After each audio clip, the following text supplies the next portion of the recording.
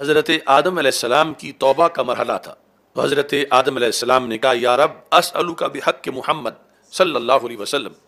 ان غفرت لی، اے میرے اللہ میں حضرت محمد مصطفیٰ صلی اللہ علیہ وسلم کے صدقے سے تجھ سے سوال کرتا ہوں،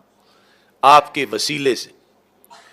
کہ میری لغزش جو ہے وہ معاف کر دے۔ تو اعلیٰ حضرت لکھتے ہیں رب ذوالجلال نے فرمایا اے آدم تو نے محمد صلی اللہ علیہ وسلم کو کیوں کر پہچانا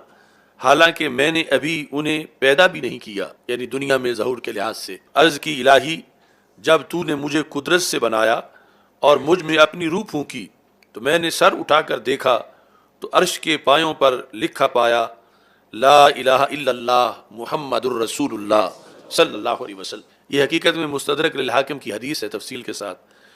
تو میں نے جانا تو نے اسی کا نام اپنے نام پاک کے ساتھ ملایا ہوگا جو تجھے تمام جہان سے زیادہ پیارا